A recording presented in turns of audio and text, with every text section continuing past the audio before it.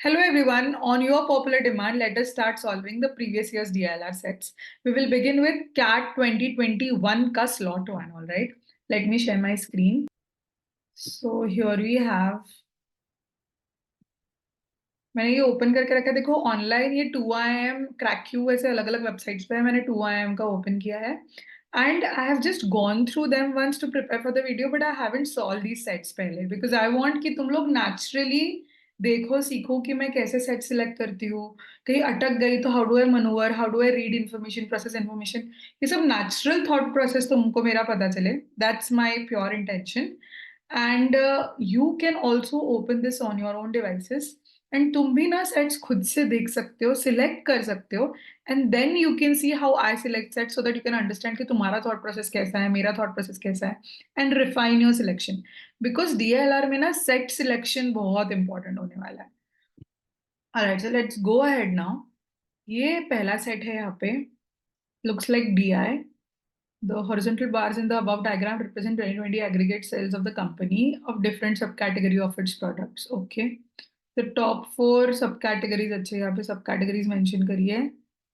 Okay, technology वगैरह वगैरह. For each of the product subcategories, there is a vertical line indicating the sales of the corresponding subcategory. Okay, so ये जो vertical lines है, these are 2019 का. Fine. Oh, and straight away question, this is so super simple. Very simple, right? DI, super simple, definitely doable. Now let us move to the next set. यहाँ दिया है A, B, C, D, E, F, G are 7 people. Any pair of them could be strangers, acquaintances, and friends. All relationships are mutual, ठीक है? And partial information about friends, acquaintances, and strangers is given. और यहाँ clues है. Distribution, classic distribution, मेरा strong point, definitely doable. Next, we'll go. क्या बोला है? Ganga, Kaveri, Narmada are 3 women who buy 4 materials: mango, apple, banana, and milk. Sell 5 finished products. The information of raw material required is given in this table. Okay. 1 unit of milk, mango, apple, banana cost this. भाई ये CP, revenue, SP ये सब आ रहा है, right? Okay, so this is quants based reasoning. Quants based reasoning सबसे tricky होता है, tough होता है. So I'm gonna park this. मैं इसको अभी priority नहीं रखूंगी personally. And आगे आगे बोला है a journal plans to publish 18 research papers with 8 authors, 4 issues. Each research paper was written by exactly one of the 8 authors. 5 papers were scheduled in each of the first 2 issues, while 4. Okay. और यहाँ पे दिया है. Fine, ये तो classic distribution का सवाल है. अगेन माई स्ट्रॉन्ग पॉइंट, तो I am going to do it. तो अब मुझे 3 सेट्स मिले एंड पेपर ओवरऑल पढ़ के लग रहा है कि भाई बड़ा अप्रोचेबल सा पेपर है, इजी सा पेपर है, तो इसमें 2 सेट्स तो definitely I am going to target. And if I look at the priority, तो मुझे लगता है कि द फर्स्ट सेट डीआई वाला और जो सेकंड सेट भी है ना वो फ्रेंड्स एक्वेंटेंसेस वाला, ये बड़े डुएबल सेट्स लग रहे हैं मुझे. So I am gonna do them first. अब ना डीआई के साथ ये भी होता है कि many people want to do it in the last, because DI के ना हर क्वेश्चन इंडिपेंडेंट है. तो अगर तुम्हारे पास एंड में 5 मिनट भी बचे हो तो you can still deal with it कि 1-2 सवाल सॉल्व करके निकल गए. इट्स नॉट लाइक एलआर कि तुम्हें पूरा सेट सॉल्व करना पड़ेगा 12-15 मिनट देके एंड देन ही तुम आगे बढ़ पाओगे. It's not like that. So काफी लोग डीआई को एंड में करना प्रेफर करते हैं. मैं पर्सनली अभी सोच रही हूँ कि this DI set is super easy, तो शायद ये मुझसे क्विकली हो पाएगा, which will help me boost my confidence and psychological state कि भाई एक सेट मेरा हो चुका है and I have more courage to attempt the next one. So I'm going to go ahead with this one first, then friends acquaintances वाला second, फिर जो last में journals वाला सवाल था that third, and quants based reasoning का last. That's the priority that I have decided, right? So comment below कि तुम्हारी priority क्या थी, तुम्हारे sequence of sets कैसे था, and let me know. ठीक है, तुमने कैसे सोचा था और मैंने क्या सोचा. Now that's that. Let us go ahead and let's stop sharing this. Let us go ahead and solve the sets. तो now ये PDF मैंने क्रैक्यू से डाउनलोड किया है, so I'm solving here. And यहाँ पे सबसे पहले हम हमारा डिसाइडेड ये बार ग्राफ वाला क्वेश्चन सॉल्व करेंगे, ठीक है. The horizontal bars in the above diagram represent 2020 aggregate sales of a company for different subcategories, ठीक है. So the top 4 is The subcategories bookcases, chairs, furnishings and tables belong to furniture. ये सारे furniture है. And the bottom four subcategories accessories, copiers, machines and phones. ये सारे technology category के हैं. While the other products belong to the office supply. So यहाँ से यहाँ तक ये सारे office supplies है, ठीक है. For each of the products subcategory, there is a vertical line indicating the sales of the corresponding subcategory in 2019. अच्छा, तो ये 2020 के है और ये वर्टिकल लाइंस जो दिख रही है ये 2019 की है, ठीक है, सॉर्टेड. अब आगे बताओ क्या है. The total sales in 2019 from the product in office supply category is closest to 2019 office supply. Binders, binders का कहाँ आ रहा है यहाँ पे 3.7. उसके बाद बाइंडर्स के बाद भी अब आर्ट, आर्ट कहाँ जा रहा है 0.3, 0.4 एक्चुअली. उसके बाद अप्लायंसेस 1.7, 1.8 टाइप्स. एनवलप 0.3, ये 0.1 है. लेबल 0.2 है मानो. Paper is 1.5. स्टोरेज इज 4.2, 4.3 के आसपास. And supply is 1.1. सबको करेंगे हम ऐड फटाफट. 1.1 plus 3.7 is 4.8, 5.2, 6, 7, 7.4, 7.6, 7.6, 8.6 plus 5 कितना होता है भाई? 9.1. This is 13.1, 13.4, 13.4, 13.5. This is my right answer. Sorted. Next क्या बोला है? The percentage increase. देखो यहाँ पे the percentage increase in the sales in furniture category from 2019 to 2020 is closest to. Furniture category 2019 to 2020 increase निकालना है मुझे. फर्नीचर कैटेगरी में let me change the colour. Furniture category में 2019 टू, देखो इसको ना हम अप्रोक्सीमेट करेंगे कैसे. So first of all we will know 2019 का सेल्स. 2019 का सेल्स कितना है? दिस कम्स टू करीबन 1.9, 1.9 प्लस 6.2 प्लस करीबन 2 ही है ये. और टेबल्स इज 4.4. ये आ रहा है 6, 5, 1, 10, 11, 12, 13, 14, 14.5. ठीक है, 2019 का 14.5 है भैया. 2020 का बताओ कितना है. 2020 में आ रहा है दिस इज करीबन 2.2 plus 7 plus 2.1 plus 4.5. So this is 5, 6, 7, 8 and 9, 10, 11 plus 4, 15. This is 15.8. अब परसेंटेज इंक्रीज कैसे निकलता है बेटा? परसेंटेज इंक्रीज इज बेसिकली इन दोनों का डिफरेंस विच इज करीबन 1.3 divided by original value 14.5 into 100. So if I look at this, हमको पता चला है 1.3 डिवाइडेड बाय 14.5 है, right. 1.3 divided by 14.5 into 100. This is almost टेंजा है ना. बट 10 से थोड़ा बड़ा आएगा, 11, 12 के आसपास आएगा. सो ये 10% से थोड़ा, तो ये 10% जो है, लाइक अगर मैं 10 से डिवाइड करती हूँ 10% आता है. 10% से थोड़ा कम 8. So I will mark 8%. Alright, now let's go next. क्या है आगे वाला सवाल? How many subcategories had sales of 4 million or more in 2019 and registered an increase in sales of excess of 25% in 2020. तो सबसे पहले हम ढूंढेंगे कि 4 million का सेल्स इन 2019 हुआ क्या है. 4 million का सेल इन 2019 हुआ कहाँ है? 4 million मतलब भाई ये इससे ज्यादा 2019 में कहाँ हुआ है? बुक पीसेस का तो नहीं हुआ. चेयर्स का हुआ है, टेबल्स का हुआ है, स्टोरेज का हुआ है और मशीन्स, फोन्स, इन सब का हुआ है. और 25% से ज्यादा इंक्रीज चाहिए हमें. सो 25% से ज्यादा इंक्रीज कहाँ होगा? देखो चेयर्स में इंक्रीज इतना हुआ है, राइट. ये इंक्रीज जो है वो 2019 वाला जो हमारा बार बनता है उसका 1/4 लग रहा है क्या? नहीं लग रहा है ना. So not this. यहाँ पे तो इतू सा इंक्रीज हुआ है, तो डेफिनेटली 1/4 नहीं, 25% इज 1/4, राइट? ये भी नहीं, मुझे कैलकुलेट करने की भी जरूरत नहीं है। ये चीज भी इसका 1/4 लग रहा है क्या? नहीं लग रहा है। उसके बाद में ये तो यहाँ तो डिक्रीज हुआ है, इंक्रीज ही नहीं हुआ है। यहाँ पे इतना इंक्रीज है। दिस सीम्स लाइक 1/4, है ना? This seems like 1/4 of one. So definitely yes, तो एक ही प्रोडक्ट कैटेगरी है जहां पे इट विंस, तो मेरा आंसर यहाँ पे हो जाएगा 1। ठीक है। अगर कॉन्फिडेंस नहीं आ रहा है ना इस समय पे, कैलकुलेशन करना शुरू कर देना चाहिए, जस्ट कैलकुलेट। नेक्स्ट है, the improvement index of a category is the maximum percentage increase in the sales from 2019 to 2020 of among. अच्छा, उनके मतलब जो भी सब फर्नीचर है, फर्नीचर में से जो भी हमारी सब कैटेगरीज है, उसमें मैक्सिमम परसेंटेज इंक्रीज जहां पे हो, वो उसका इम्प्रूवमेंट इंडेक्स हुआ।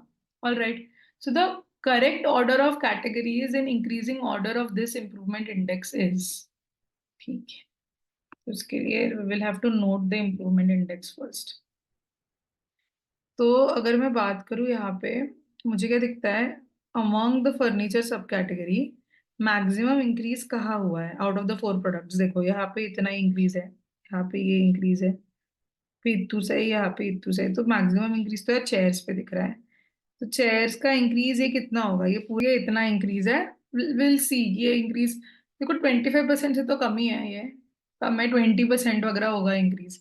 सो रफली 20% इंक्रीज दिख रहा है। ये मैं कैसे फाइंड आउट करी? इसको फाइंड आउट करने का मेरा ये है कि भाई इसका जो ये लेंथ है, ये लेंथ मुझे ये 2019 के बाद तक के लेंथ देखना है। तो मुझे लगता है 1 2 3 4 5 ऐसे आते हैं, मतलब 1/5 हुआ ना, ये तो करीबन 20% होगा।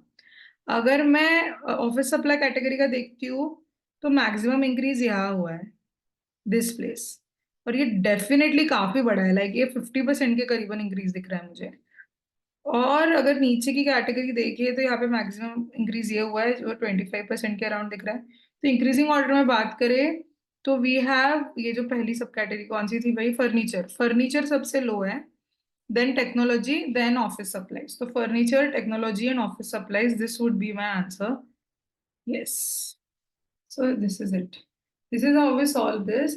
हमेशा डीआई में कैलकुलेशंस करना जरूरी नहीं है। ये बहुत ही इजी सेट था, आई कांट बिलीव ये कैट में आया था, बट ये बहुत ही इजी सेट है। एंड इसका रिलेटिव, अगर तुम रिलेटिव क्वांटिटीज भी डिटरमाइन करो ना, when the numbers are so apart from each other, तुम्हें डायरेक्ट डेफिनेट कैलकुलेशंस करना जरूरी नहीं है।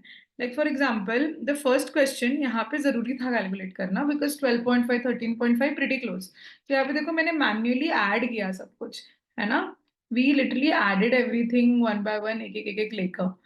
बट ऐसा हमेशा करना जरूरी नहीं है। लाइक इस केस यहाँ पे इतने अलग अलग 1 25 28% ऐसा था, तो यहाँ पे we could approximate and so on and so forth. ठीक है। So now go, I hope you understood this. Now we will move to second set which is distribution वाला, friends and acquaintances. Let us do that. हमारा एक set super fast होने के बाद मेरा confidence में से स्काई हाई हो गया है। So I am gonna solve this. This is the second set that we had talked about. ये डिस्ट्रीब्यूशन का है। ये डीआई जैसा नहीं होगा कि you can read and solve each question independently. इसमें तुम्हें 12 15 या इवन 20 मिनट देने होंगे टू सॉल्व दिस सेट एकदम कंप्लीट। एंड एक बार पूरा हो जाए उसके बाद ही हम क्वेश्चन का आंसर दे पाएंगे, है ना? अब लेट अस सी कि इसमें how do I go ahead with processing information. ठीक है। I'll use some colors to explain you, but exam में ऑफ कोर्स तुम्हारे पास डिफरेंट डिफरेंट कलर यूज करने की लग्जरी नहीं होगी। मेरे पास अभी है तो कर लेती हूँ यूज। क्या बोला है यहाँ पे? कि ABCDEFG are 7 people in the town. Any pair of them could be strangers, acquaintances or friends. ठीक है। All relationships are mutual. मतलब if A is the friend of B, then B is also friend of A. If A is stranger to B, then B is stranger to A. ठीक है। Sensible. Partial information about the number of friends, acquaintances, and strangers of each of these people is given. ठीक है, ये table भाई, ये table बहुत important है। हम अपना टेबल खुद बना लेंगे और उसके बाद दिए हैं कुछ क्लूज।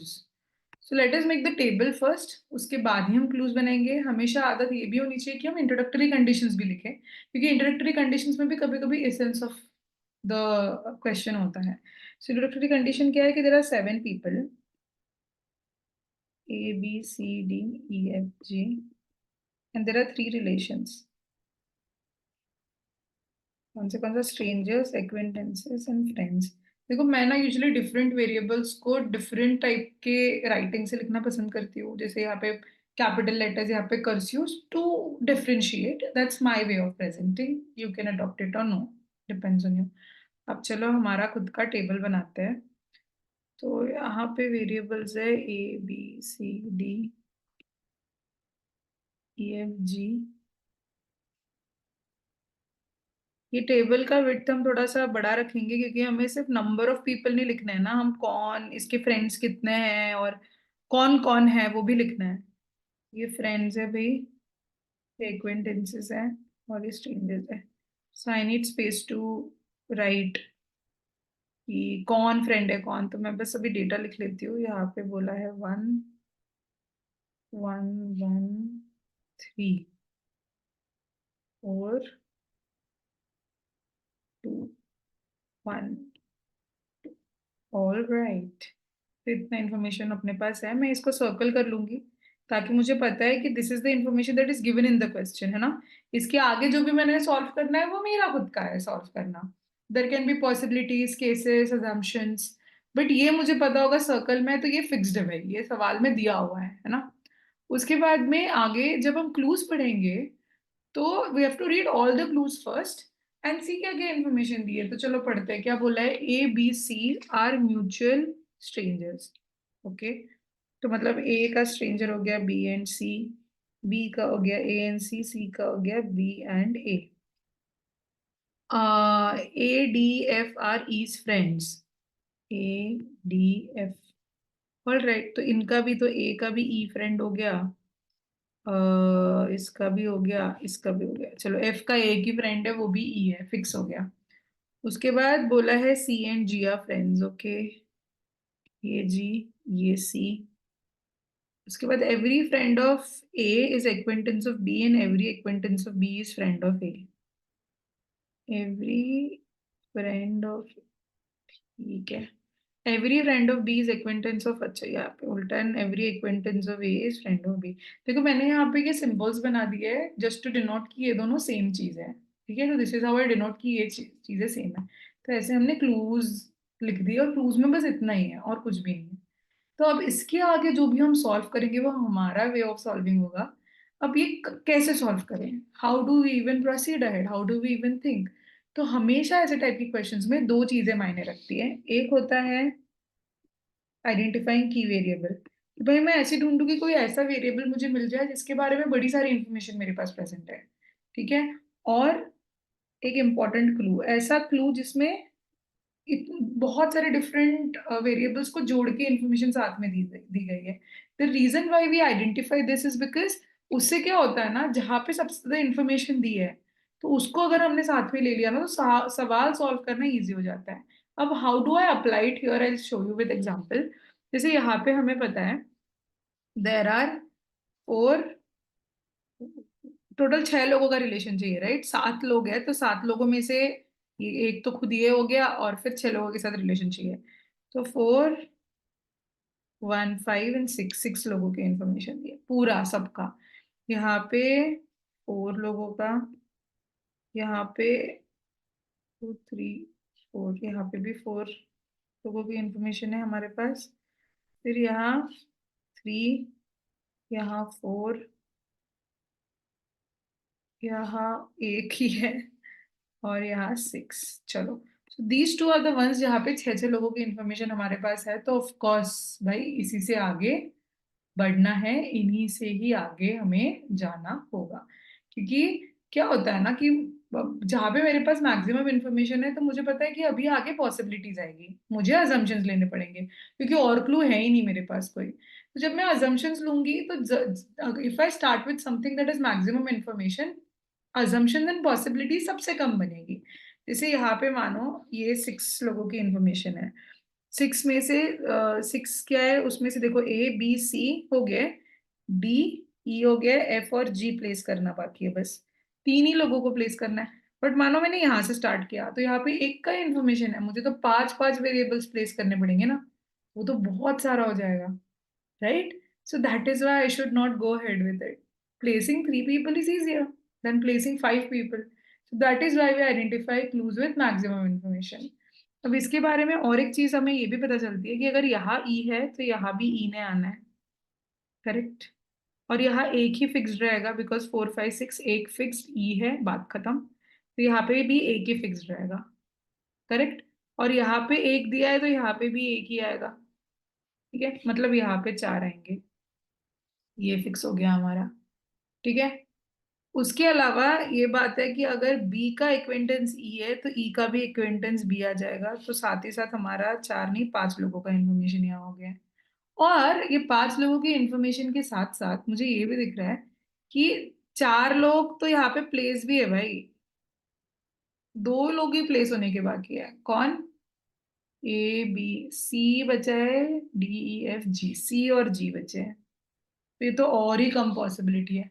तो देखो कैसे हमने ए के साथ स्टार्ट किया सबसे पहले, बिकॉज मैक्सिमम इंफॉर्मेशन ए की हमारे पास प्रेजेंट थी। और देखा कि ए बी रिलेटेड है, बी से फिर ई रिलेट हो गया, फिर ई के पास तो again lesser variables to place. So this is how we find our way to solve questions. अब देखो यहाँ पे मुझे पता है कि मुझे डी ई एफ को प्लेस करना है, ठीक है। डी ई एफ में से 2 लोग इधर आएंगे और एक इंसान यहाँ पे आएगा, क्योंकि एक एक्वेंटेंस है और 2 स्ट्रेंजर्स बचे हुए हैं, ठीक है। तो कौन आएगा डी ई एफ ने, डी एफ और जी में से, तो डी एफ और जी में से कौन आएगा? ओके, तो उसके लिए how do I go ahead? पहले तो ये जी का फ्रेंड फिक्स्ड है, एक ही है फ्रेंड इसका, क्योंकि ये 6 होने हैं, ठीक है। इसके 2 स्ट्रेंजर्स हैं। अब देखो मैं तुम्हें बताती हूँ क्या। अगर हम ए और बी को रिलेट करें ना, ए और बी को रिलेट करने के बाद मुझे दिख रहा है कि देखो यहाँ जो आएगा वही बंदा यहाँ आ जाएगा, ठीक है। तो मतलब वट एवर, अगर डी है मानो यहाँ पे, तो यहाँ पे भी डी ही आना है, ठीक है। और बचे हुए वेरिएबल्स को यहीं पे जाना है। तो ये दोनों और ये दोनों वेरिएबल्स सेम होने वाले हैं, करेक्ट। जो इसका स्ट्रेंजर है वो इसका भी स्ट्रेंजर है, बी का भी स्ट्रेंजर है। तो मतलब ए और बी एज स्ट्रेंजर्स टुगेदर जाएंगे, ठीक है। अब डी के पास 2 स्ट्रेंजर्स का स्पेस है, जी के पास भी 2 स्ट्रेंजर्स का स्पेस है, एफ के पास कितने स्ट्रेंजर्स का स्पेस है हमें पता है नहीं, करेक्ट। हमें पता है क्या? हमें पता है नहीं। तो अभी इस चीज को ध्यान रखते हुए आई एम थिंकिंग, ये बस मेरा सोच है, कि डी और जी के पास जो 2 स्ट्रेंजर्स है, मैं अज्यूम करूंगी कि भाई डी और जी के दोनों स्ट्रेंजर्स ए और बी है।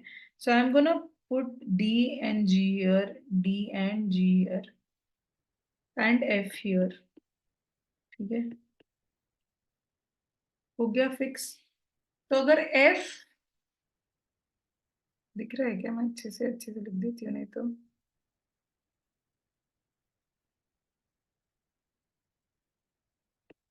तो इसको नाइन, तो एफ का एक्वेंटेंस ए हो गया, तो ए का यहाँ पे भी ए आ जाएगा। अगर एफ का बी का फ्रेंड एफ है तो एफ का भी फ्रेंड बी है, जो पॉसिबल है ही नहीं भाई, बिकॉज एफ का एक ही फ्रेंड है। तो मतलब हमारा ये हो गया गलत, हुआ ना गलत। तो ये पूरा अजम्पशन हमारा हो गया गलत। So then we will have to try another possibility. दूसरी पॉसिबिलिटी क्या है भाई? डी और जी नहीं तो डी और एफ प्लेस करके देखते हैं, है ना। स्ट्रेंजर्स में डी और एफ को प्लेस करके देखते हैं। तो let me take another colour. मैं डी और एफ, देखो अब मेरे पास कलर्स है। I tell you what, you should make even broader columns, या तो पट से तुरंत ये टेबल फिर से फट फट फट बना लो और दूसरी पॉसिबिलिटी ट्राई आउट कर लो। फट फट फट दूसरा टेबल बनाओ, दूसरी पॉसिबिलिटी ट्राई करो। हमें कई बार ऐसा लगता है कि यार दूसरा टेबल बनाऊंगा ज्यादा टाइम लगेगा, नहीं, यू आर अवॉइडिंग कंफ्यूजन, ठीक है। तो डीएफ, तो यहाँ पे भी डीएफ आ गए, यहाँ पे डीएफ आ गए, तो ये जी हो गया इधर, ये भी जी हो गया इधर, करेक्ट है। बट अगेन सेम प्रॉब्लम आ रही है, हाँ? अगर बी का फ्रेंड जी है तो जी का भी फ्रेंड बी होगा, जो पॉसिबल है नहीं, क्योंकि जी का तो एक ही फ्रेंड होना है, जो सी ऑलरेडी फिक्स हो चुका है। तो ओके भाई, मतलब ये भी नहीं हो रहा है, तो ऐसा मेरा फिक्स हो गया। मतलब देखो, डी और जी की जोड़ी नहीं बनी, डी और एफ की जोड़ी नहीं बनी, मतलब एफ और जी की जोड़ी अभी बची है। तो वहां पे एफ और जी नहीं आना है और यहाँ पे डी नहीं आना है। तो अब मेरे बहुत हौच पौच हो चुका है, तो मैं फटाफट दूसरा टेबल बनाऊंगी भाई, है ना। फटाफट दूसरा टेबल बनाऊंगी and I am going to make sure कि जो भी फिक्स्ड इन्फॉर्मेशन है मेरे पास बस उतनी लिखी रहे, बाकी नहीं लिखी रहे। चलो, let me form the another table फटाफट। देखो आइडियली ना मैंने तो बहुत बड़ा बड़ा टेबल बनाना चाहिए था, मेरे पास स्पेस भी अभी फिलहाल कम है। You won't have come space, हाँ ये बात जरा रफ मटेरियल होगा तो बड़े बड़े टेबल बनाना ताकि तुम्हें फिर से कॉपी करने की जरूरत ना पड़े। But just in case too much हॉच हो गया तो तुरंत don't shy away from making another table, तुरंत without even giving a single thought. तो चलो ये दोनों तो हमारे हो चुके हैं भाई, ए और डी। अब इसके हिसाब से जो भी हमने सब प्लेस किया था ना उसका करस्पॉन्डिंग वेरिएबल में प्लेस कर देता है। जैसे अभी डी, डी का एक्वेंटेंस हो चुका है भाई ए, डी का फ्रेंड बन चुका है बी, ठीक है। उसके बाद एफ, एफ और जी डाले ना हमने, एफ के स्ट्रेंजर्स बन चुके हैं ए और बी, जी के स्ट्रेंजर्स बन चुके हैं ए और बी। बात खत्म। अब भी come down to this fact कि भाई जी मेरा आगे वाला वेरिएबल था ना, मैक्सिमम इंफॉर्मेशन वाला था ना ये, ई और जी दोनों थे राइट। तो जी को जब मैं प्रोसेस करने जाऊँ, देखो कितना आसान हो गया। जी के ए बी हो गया, सी बी हो गया, अब डी ई एफ ने इधर ही आना है तीनों ने, तो जी भी मेरा डिसाइड हो गया। अब ये होने के कारण करस्पॉन्डिंग में फिल कर देती हूँ। डी ई और एफ तीनों का एक्वेंटेंस है जी, तो डी ई एफ। इसी के साथ साथ नेक्स्ट हमने ई प्रोसेस करना था, करेक्ट। यही था हमारा नेक्स्ट प्रोसेस करना बाकी। तो ई का क्या है, अभी सी बचा है डालने का और यहीं पे एक जगह है, तो ये आ गया सी। तो चलो ई भी हमारा हो गया। अब सी का करस्पॉन्डिंग भाई सी स्ट्रेंजर, तो ये आ गया। अब सी को देखो क्या क्या है, एक कलर, एक दो तीन चार पांच, तो ये हो गए पांच। यहाँ पे एक दो तीन चार पाँच छः, दो ब्लैंक्स है, दो वेरिएबल्स बचे हैं, मैं डाल देती हूँ। ए बी हो गया, सी आ जाएगा, डी ई एफ आ जाएगा। बात खत्म, ये भी हमारा डिसाइडेड। इसका करस्पॉन्डिंगली देन फिर सी का डी यहाँ आ गया, और एफ के लिए भी डी, एफ का है, एफ का भी डी स्ट्रेंजर हो गया। करेक्ट है, करेक्ट है। तो अभी हमारा डी भी हो गया। अब सी और एफ ही बचा है। क्या बचा है भाई सी और एफ में, बताओ हमें। सी और एफ में यहाँ पे मुझे ए बी सी डी भी आ गया, ई एफ, एफ डालना बाकी है, तो एफ मेरा इधर और फिर एफ का सी इधर। तो एक दो तीन चार पाँच छः यहाँ भी हो गए। डन, पूरा सवाल सॉल्व। अब इसके बेसिस पे will be able to answer everything. तो एंड तो यहाँ पे मतलब major the factor that help us solve this was कि instead of getting overwhelmed or confused or anything, what we did is शांति से we wrote down whatever information fixed they have given। इतना fixed है भाई। और ये fixed information देने के बाद देन वी वर लाइक कि okay, late me find out कि मेरे पास मैक्सिमम इंफॉर्मेशन कहाँ है, वहां से मैं सॉल्व करना स्टार्ट करूंगी। देन आई फाउंड आउट मेरे पास मैक्सिमम इंफॉर्मेशन ना ए से रिलेटेड है, और ए के पास फिर सिर्फ डी एफ और जी तीन ही वेरिएबल प्लेस करने के बच्चे हैं, जिसमें से एक वेरिएबल उसके एक्वेंटेंस में आएगा। तो इसलिए मैंने एक्वेंटेंस में पहले डी डाल के देखा, नहीं पहले मैंने एफ डाल के देखा, शायद एफ, फिर जी किसी के साथ भी हो नहीं रहा था, है ना, किसी के साथ भी पॉसिबिलिटी आगे आगे जाओ तो यहाँ लिमिट हो रहा था, यहाँ हो नहीं रहा था ढंग से। तो दैट वे आई डिसाइडेड कि ओके भाई यहाँ पे तो डी ही आना चाहिए। मानो मैंने पहले ही डी से स्टार्ट किया होता तो मेरे को इतनी पॉसिबिलिटीज अज्यूम करने की जरूरत ही नहीं पड़ती, बट कर लेनी चाहिए क्योंकि कभी कभी दो आंसर्स भी होते हैं किसी सेट के। तो सिंस यहाँ पे डी एफ और जी में से कुछ भी आ सकता है, डी भी डाल के देखो, एफ भी डाल के देखो, जी भी डाल के देखो। जैसे ही कोई कंडीशंस वैलिड हुई हमने वो पॉसिबिलिटीज हटाए और मैंने हमने बोला कि भाई डी हटा लो। जैसे ही यहाँ डी आया, ये सॉल्व हुआ, ये सॉल्व हुआ, एंड फिर हम ये ए और बी आने के बाद हम कहाँ मूव करें, जी के पास मूव करें, क्योंकि G was the next thing left with maximum information. फिर जी सॉल्व होने के बाद हम ई के पास गए क्योंकि E was the next thing with maximum information. तो ऐसे ही हम हमेशा देखेंगे कि जहां जहां मैक्सिमम इंफॉर्मेशन है वो हम पहले सॉल्व करेंगे, जहां जहां मिनिमम इंफॉर्मेशन है फिर वो धीरे धीरे धीरे धीरे फिल होते जाता है और वो भी इजीली सॉल्व हो जाता है। Understood. So these are our final answers. इनके basis पे we'll start answering the questions. इसका ना फटाफट फोटो खींच लो फोन में, because I'll be changing the screen now जहाँ पे हमारे questions है, and हम देखेंगे कि answers क्या है, ठीक है? So I'm just clicking a picture myself as well. तुम्हारे पास तो ये होगा ना, मेरे पास थोड़ा टेक्नोलॉजिकल वो है. I'll just open it here, 2IM वाला फिर से, and we will answer the questions, ठीक है? I hope you click the picture, हाँ. तो यहाँ पे क्या बोला, हु आर गौतम्स एक्वेंटेंसेस, क्या आया था हमारा? डी ई एंड एफ है, D E and F, option B correct. Which of this pair share the same type of relationship? Okay, B C D E. B और सी क्या है एक दूसरे के? बी और सी एक दूसरे के स्ट्रेंजर्स है. डी एंड ई स्ट्रेंजर्स नहीं है, so that's not the same type of relationship. ऐसे इवेल्युएट करते रहो. चलो मैं ऑप्शन डी इवेल्युएट करती हूँ. Option D is Bharat and E. B and E. B and E are acquaintances. F and G are also acquaintances. So that should be the right answer. Option D, correct. Who is the acquaintance of A?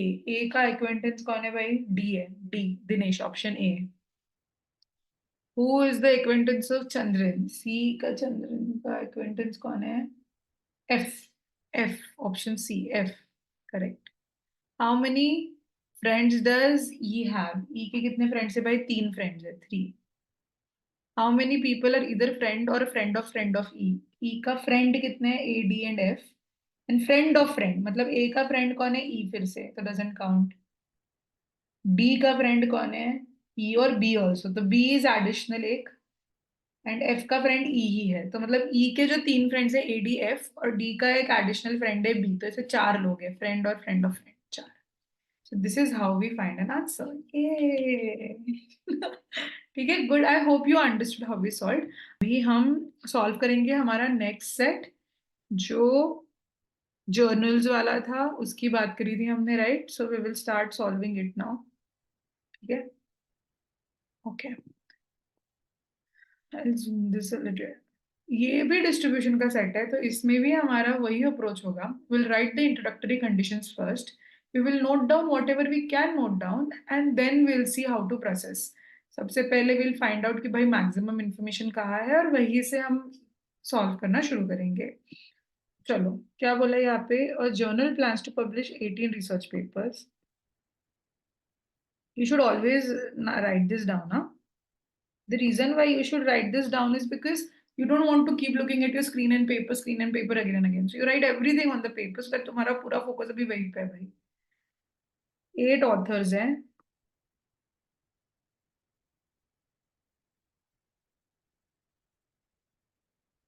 चलो, 8 authors, 4 issues. Okay. What are the issues? Jan, April, July and October. ठीक है. Each of the research papers was written exactly by one of the 8 authors. ठीक है. 5 papers were scheduled in the first 2 issues. Okay, 5 papers each, and 4 were scheduled in the last 2 issues. हाँ, of course. तो हो गए ना 18 total. ठीक है. तो उसके बाद every author wrote at least 1 paper and at most 3 papers. ठीक है. So we have per author between 1 and 3 papers. ठीक है, cool. अब आके क्या लिखा है? The total number of authors were from India. अच्छा, the total number of papers written by A D G H was double the number of papers written by other 4 authors. ठीक है, तो भाई A plus D plus G plus H, this 2 times बाकी लोग कौन है? B C D हो गया, ई एफ. ठीक है, फाइन. अब देखो, ये थोड़ा मैथमेटिकल क्लू है, तो जहां पे भी हमें ऐसे मैथमेटिकल क्लू दिए होते हैं ना, इट्स एक्सट्रीमली इंपॉर्टेंट कि हम अब भी ऐसे आगे नहीं. Process it right now, process it right now, 100% understand it कि उनका मतलब क्या है, then only will move ahead. ठीक है. सो इसका मतलब क्या है कि अगर इसने x प्रोसेस करे, तो इन लोगों ने मिलके 2x प्रोसेस करे, मतलब टोटल 3x पेपर्स है. 3x इज 18, तो x इज 6. इसका मतलब इन सब ने मिलके 6 पेपर्स करे, और इन सब ने मिलके 12. This is how we process it. आगे क्या बोला है? 4 of the authors were from India, 2 each from Japan and China. ठीक है. इंडिया है, जापान है, चाइना है। 4 2 2 हो गए 8 ऑथर्स। ठीक है भाई। Each of the other belong to exactly one of the three areas: manufacturing, automation, logistics. ठीक है, मैन्युफैक्चरिंग, ऑटोमेशन एंड लॉजिस्टिक्स। ठीक है। 4 were from logistics, 2 from each of these. ठीक है। As per the journal, none of the authors could have more than one paper in any issue of the journal. ठीक है। तो one author, one paper, one issue, ये equation है भाई तुम्हारा। ठीक है, ठीक है, फाइन। अब आगे क्या दिया, आगे उन्होंने क्लूज देने लगे। तो ये इंट्रोडक्टरी इन्फॉर्मेशन ढेर सारी थी, but we should all put it down. Okay, हमें सवाल समझ गया है। अब before we start processing the clues, we should form the arrangement. कैसा कैसा बनेगा, क्या बनेगा यहाँ पे, अरेंजमेंट कैसे बनेगा? वी नीड अ टेबल, है ना। सो टेबल ऐसा होगा: ABCDEF GH। ये मेरे ऑथर्स है भाई। ठीक है। जब भी ऐसे बहुत सारे वेरिएबल्स एक दूसरे से लिंक्ड होते हैं ना, हमेशा टेबल ही बनता है बेटा। So you have your authors here. अब इसके बाद क्या क्या है, उनका क्या क्या है? एक तो it's a country they belong to. Country से पहले ना I should write the number of papers they have written, है ना। So number of papers they have written, कितने लिखे हैं। उसके बाद the country they belong to. उसके बाद द एरिया, जो एरिया है उनका जिसमें वो है। और क्या, इशू, कौन से मंथ में उनका रिलीज हुआ है। यही है हमारे पास। करेक्ट। तो और इसके अलावा हमें क्या पता है? AD, कौन कौन थे भाई? ADGH, they formed a team. So we have ADG and H, जिनका टुगेदर 12 पेपर्स है और बाकी बच्चों के 6 हैं। तो मैंने ऐसे लिख लिया है, इनके सर्कल वालों के 12 है, दूसरे ग्रुप के टोटल 6 पेपर्स है ना। और टोटल मिला के हमारे पास 18 पेपर्स होने चाहिए। बाकी हमें पता है इंडिया से 4 लोग, जापान से 2, चाइना से 2, एरिया वाइज भी लॉजिस्टिक्स से 4, मैन्युफैक्चरिंग से 2, ऑटोमेशन से 2। ये इन्फॉर्मेशन होने के बाद let us start reading the clues and putting whatever information we can. पहला क्लू क्या कहता है? पहला क्लू कहता है that F an Indian author from logistics area. ठीक है। तो ये एफ है भाई, ये इंडियन है ना। यहाँ पे मैं लिख लूँ क्या? I for Japan, China 2। यहाँ पे लॉजिस्टिक्स फोर्स, मैन्युफैक्चरिंग 2, ऑटोमेशन 2। मैंने लिख लिया जस्ट इन केस। तो F is an Indian order from logistics area. ये लॉजिस्टिक्स भी हो गया। रोट ओनली वन पेपर, तो इसने एक पेपर लिखा है and it was scheduled in अक्टूबर। वाह वाह वाह, सारी इंफॉर्मेशन दे दी है भाई, एफ हमारा दे दिया है। Very good. नेक्स्ट क्या बोला है? A was from automation area. A को ऑटोमेशन से बना दो and did not have any paper scheduled in October. तो इसका अक्टूबर नहीं है, जो है के साथ जो नहीं है वो भी लिखना चाहिए। तो आगे बोला none of the Indian authors were from manufacturing area, none of the Japanese और Chinese author were from automation area. तो भाई थर्ड क्लू हम डायरेक्टली टेबल में नहीं लिख सकते। तो जो भी हम डायरेक्टली टेबल में नहीं लिख सकते ना, वो हमने नीचे कहीं लिख लेना चाहिए। क्या बोला है हमें? हमें कह रहा है वो कि none of the Indian authors were from manufacturing. India is not equal to manufacturing and Japan and China is not equal to automation. ये मैंने नीचे लिख लिया है। ठीक है। उसके बाद A and H were from different countries but their papers were scheduled in the exactly same issue. A and H were from different countries. A and H, इसका जो कंट्री है A का, एच का सर्कल कर दिया, मतलब it has to be opposite. This is the way I mark things and their papers were scheduled in exactly same issue। मतलब यहाँ पे जो महीना आएगा एच में भी वही महीना आएगा। ठीक है। उसके बाद C and E both Chinese author, C भी चाइना, चाइना, एच भी चाइना। ओके, सॉर्टेड भाई, इंफॉर्मेशन ही पता चल गई। ए सी एंड, सी एंड ई है क्या? सॉरी, नॉट एच, कुछ हो गई थी। C and E from China are from different areas at the same number of paper scheduled। same number of paper scheduled मतलब अगर इसका X है तो इसका भी X ही है। ठीक है। And further, E had paper schedule in consecutive issues of journal, but C did not. E का consecutive है ना भाई? Consecutive मतलब क्या क्या होगा? जैन। सबसे पहले तो फाइंड आउट करो कितने पेपर है, ठीक है? मेरे को ना इससे ये पता चल रहा है, देखो इन सब का एडिशन 6 होना चाहिए।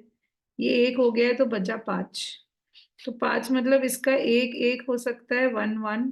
फिर 3 हो जाएंगे तो बी के 2 पेपर हो जाएंगे, या तो फिर इनका 2 2 हो सकता है। तो 2 2 4 + 1 5, और ये 6, यही पॉसिबिलिटी है। करेक्ट। अब क्या बोला है वहां पे कि ई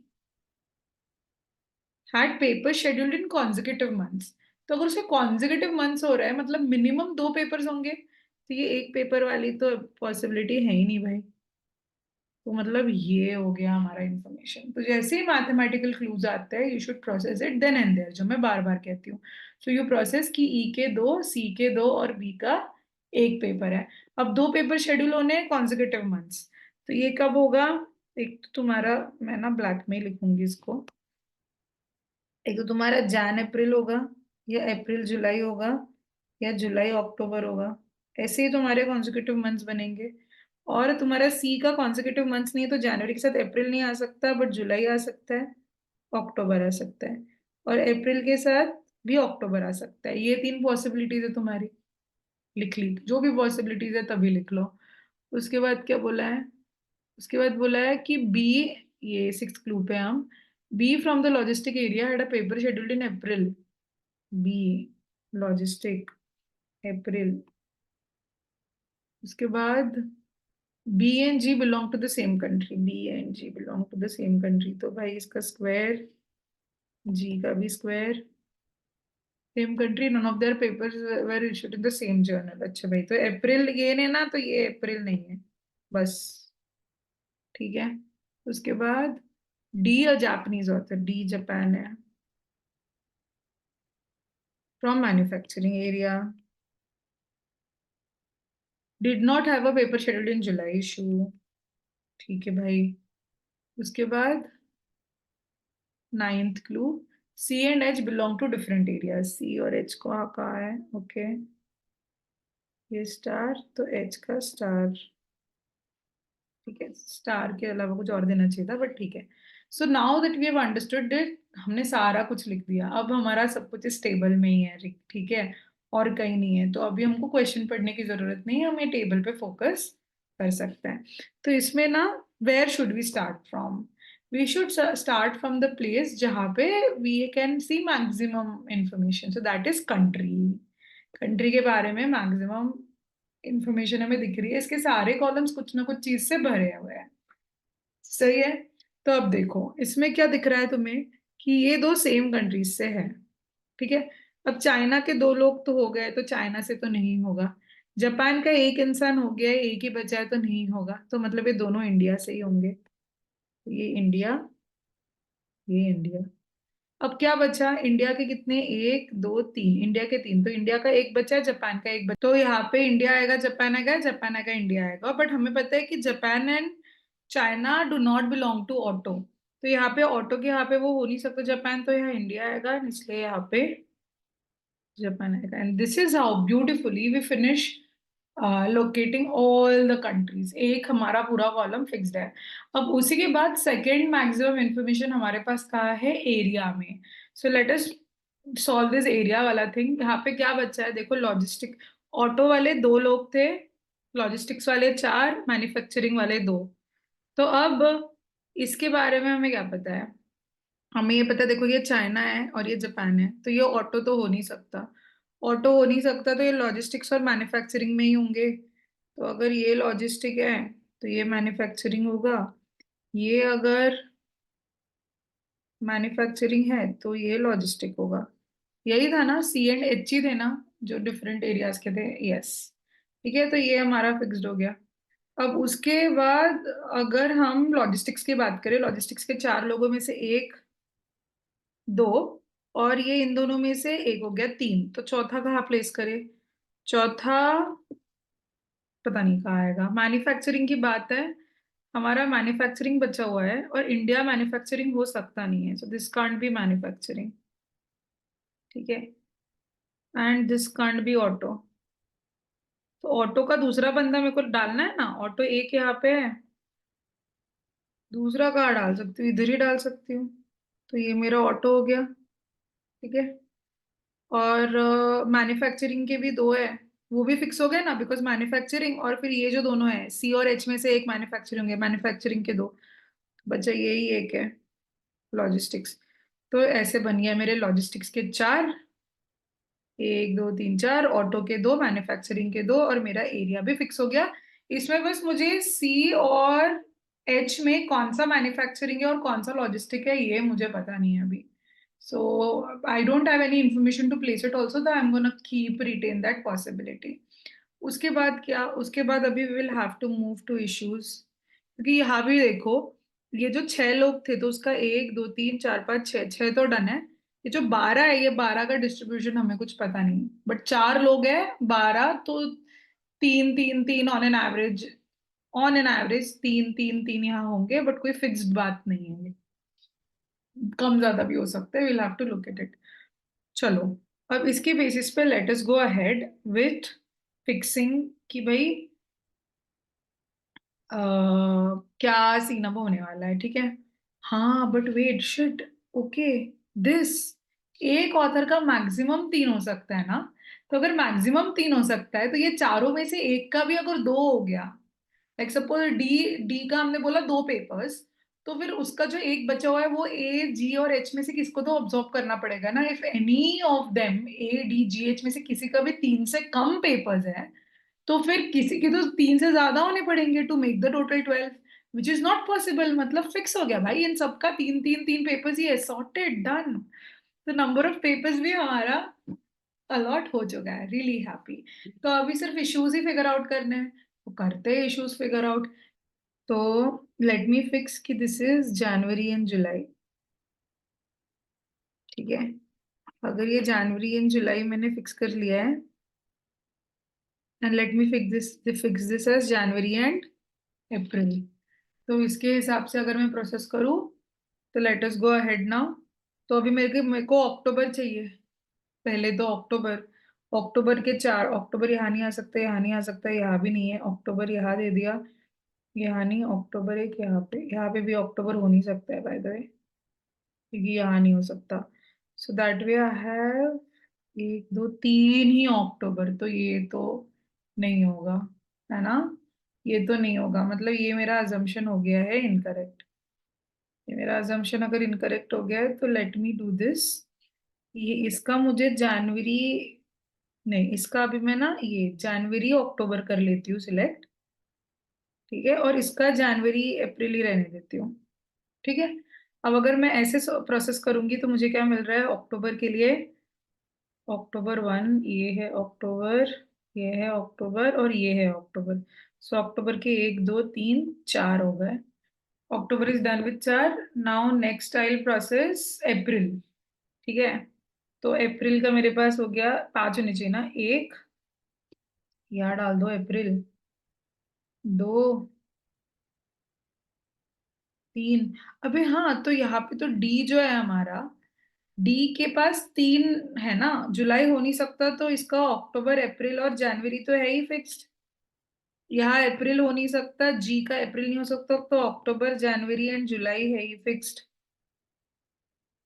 इसका ए का, what I was getting confused about, यहाँ पे जो ए है उसके भी तीन पेपर्स है, अक्टूबर हो नहीं सकते, तो अप्रैल जनवरी एंड जुलाई है ही fixed. And same months H के भी है।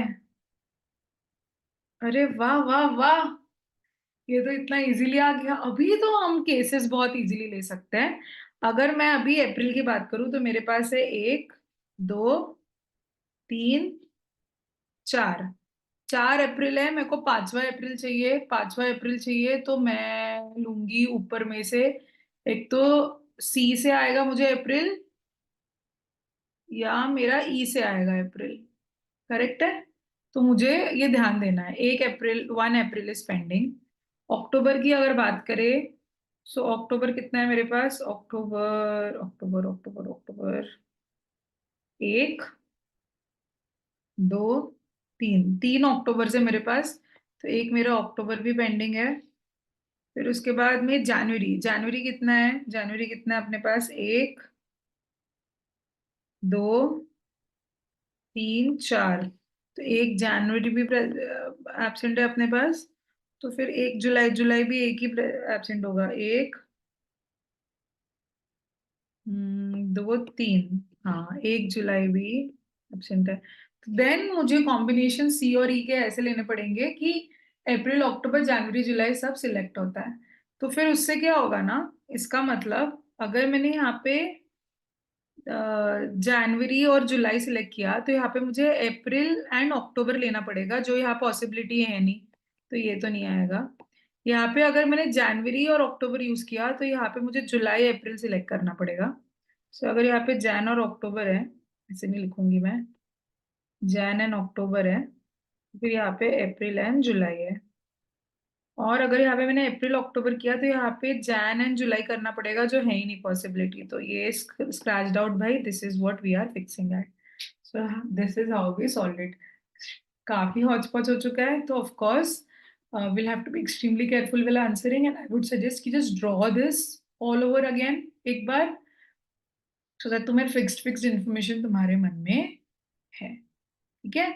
तो इस क्वेश्चन से हम क्या सीखते हैं, इस क्वेश्चन से हम यही सीखते हैं कि वी शुड ऑलवेज, पहले तो हम लिख लें सारी information, once we write all the, और while writing the information also, जहाँ पे भी मैथमेटिकल क्लूज है उनको देन एंड देयर प्रोसेस करो, देन एंड देयर प्रोसेस करो। जैसे हमने इसको किया था, उन्होंने बोला था ADGH publish twice the paper then BCEF, तो उसमें हमें 6 and 12 का डिवाइड मिल गया। तुरंत तुरंत प्रोसेस करना है, ठीक है। फिर उसके बाद सारी इन्फॉर्मेशन हमने लिख ली, जो भी ब्लैक में दिया है वो सारा इन्फॉर्मेशन उन्होंने दिया हुआ था। And once that happens then we started with country first, because that was maximum information वाला column, then area because second maths, then paper पे हम गए जहाँ पे हमने मैथ से प्रोसेस किया कि this is the paper distribution, है ना। फिर वहां से हम इश्यूज पे गए, इश्यूज पे थोड़ी अटक गई थी मैं, लॉजिक नहीं समझा, बट सिंपल सी बात थी कि अगर ए 3 पेपर रिलीज कर रहा है और अक्टूबर में वो नहीं कर सकता है, तो obviously April Jain and July is what I should allocate. Same goes for D, G and H। तो मुझे थोड़ी देर के बाद पता चला, बट दैट्स ऑल राइट, होते रहता है, ठीक है। बट फिर तुरंत हमने लिख लिया, एंड ऑल्सो जो भी पॉसिबिलिटीज होती है वो भी हमें तभी के तभी लिख लेनी चाहिए। सो क्वेश्चंस का आंसर, सो इसके बेसिस पे क्वेश्चन का आंसर तुम दे सकते हो, आई एम श्योर, सो दे देना। And now will move to the next question which is on quant based reasoning, ठीक है। दिस खिचड़ी सी तो बन गई थी, बट होता है। Is the quant based reasoning, हाँ this one, this is the one, hope you guys can read it. नहीं तो open it on different tab, मैंने लिंक दी है राइट कमेंट्स में। सो यहाँ क्या बोला है तुमको, देखो क्वांट्स बेस्ड रीजनिंग भी सेम होता है, इंट्रोडक्टरी कंडीशंस लिखो, मैक्सिमम इंफॉर्मेशन से सॉर्ट करो। बट इसमें एक बात जरूर याद रखना कि wherever you are given any mathematical clues, you should definitely process them then and there, उसको बाद में प्रोसेस करूंगी करूंगा ऐसा नहीं करना होता, तभी तभी छोटा छोटा प्रोसेस करते जाओ। तो क्या बोला है, Ganga Kaveri Narmada 3 women who buy 4 raw materials, mango banana apple banana milk, ठीक है। सो देर आर 3 women, यहाँ नहीं लिखती हूँ नीचे लिखती हूँ, 3 women GKN, 4 material which is milk, mango, apple, banana, and 5 finished products, 5 products है, which is what, mango smoothie, apple smoothie, banana smoothie, mixed fruit smoothie, and fruit salad को मैं FF लिख दूं क्या, फ्रूट सैलेड, ठीक है।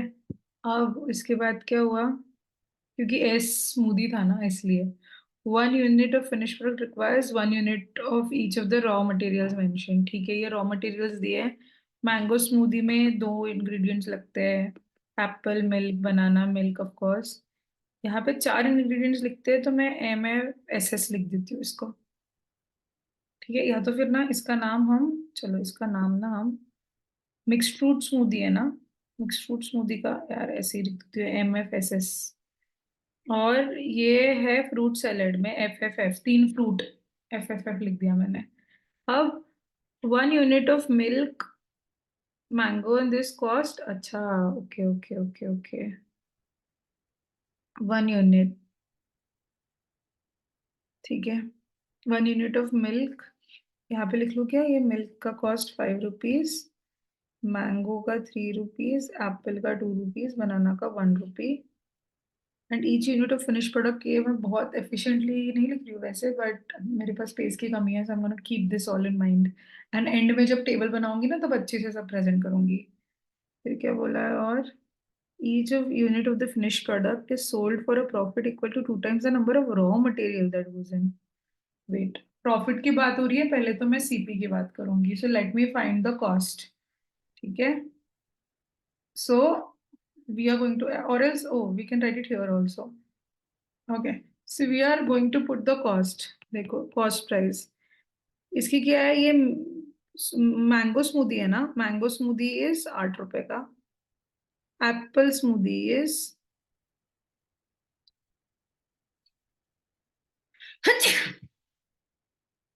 Sorry, Apple smoothie is, ये milk है, हाँ, Apple smoothie is 2 + 5 7, banana smoothie is 1 + 5 6, फिर ये जो थे कौन थे भाई, मिल्क फ्रूट स्मूदी, चारों चीजों से बना हुआ था, तो 8 9 10 11 11 रुपीज का, और ये तीनों फ्रूट से बना था, तो ये 6 रुपए का है, ठीक है ना।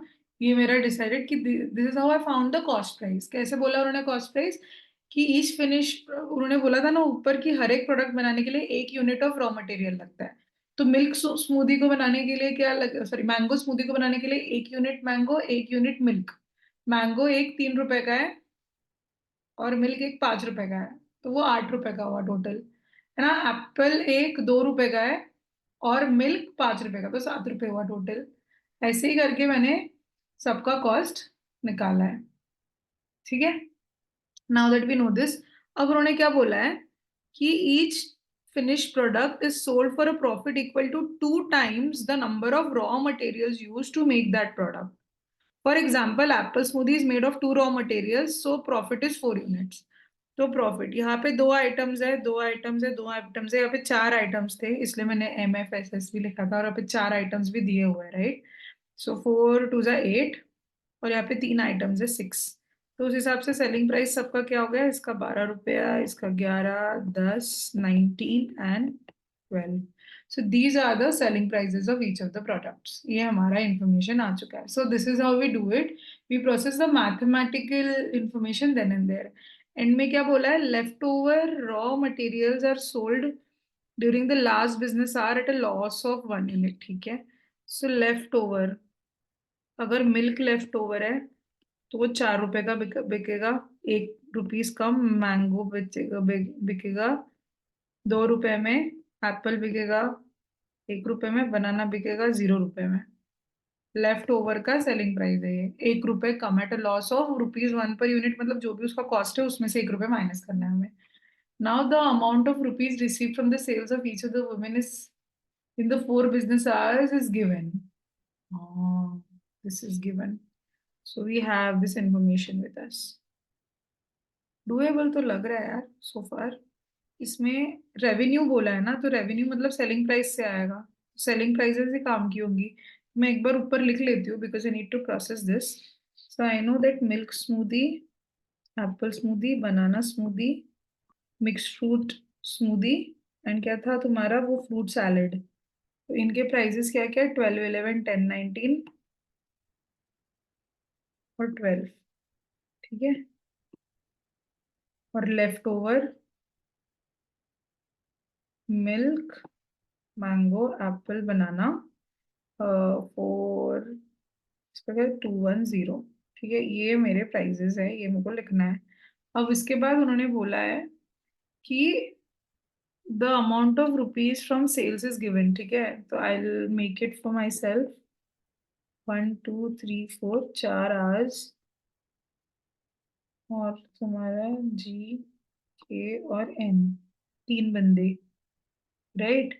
और यह दिया है 23, 19, 31, 21, 22, 21, 30, 23, 30, 27, 22। ऑल राइट, ये दिया हुआ है। So let us now process. अब आगे कंडीशंस भी है भाई, रुको। क्या बोला है? The following additional facts are known, no one except possibly Ganga sold mango smoothie. ठीक है भाई, तो मैंगो स्मूदी अकेली बेचती है।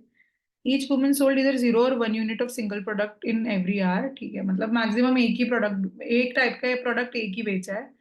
Each woman is exactly 1 unit of two different raw materials left over. ठीक है, and no one had any banana left over. ठीक है, तो बनाना बेचा ही नहीं है। ओके, और दो रॉ मटेरियल्स बेचे हैं, तो दो रॉ मटेरियल्स कौन से हो सकते हैं? एक हो सकता है कि भाई मिल्क, मैंगो एंड मिल्क है, 6 रुपए। या हो सकता है कि क्या बोलते हैं, मिल्क, मैंगो मिल्क है ना? यही पेयर्स पॉसिबल है ना, milk and mango, milk and apple, या mango and apple. Milk and apple अगर होंगे कितने, 5 रुपए के, और मैंगो एंड एप्पल होंगे तो 3 रुपए के। सो this is how last hour में उन्होंने सेल किया है। ठीक है, कूल। तो अब लेट अस प्रोसेस। अब okay, क्या बेचा है हमें फाइंड आउट करना है ना। तो अब देखो, अभी यहाँ पे क्या है, उसने 23 रुपीज का बेचा है। जो भी 23 रुपीज का बेचा है, एडिशन 11 एंड 12 का ही 23 हो सकता है। इन सब में हमें एडिशन देखना है। तो एडिशन सिर्फ 11 और 12 का 23 हो सकता है। मतलब उसने एप्पल स्मूदी तो बेची है, एंड मिल्क स्मूदी या फ्रूट सैलेड में से कुछ एक बेचा है। करेक्ट। फिर उसके बाद कावेरी ने 19 रुपीज, मतलब उसने मिक्स फ्रूट सैलेड ही बेचा है। और नर्मदा ने 31, 31 किसका? 31 इज 19 एंड 12 ओनली। सो उसने पक्का ये बेचा है, मिक्स फ्रूट सैलेड। एंड 12 मतलब वो मिल्क, मैंगो स्मूदी तो बेच नहीं सकती है, तो दिया हुआ है ना, मैंगो स्मूदी सिर्फ गंगा बेच सकती है। फिर इसने ऑब्वियसली फ्रूट सैलेड बेचा। 21 can be total of 10 and 11 only.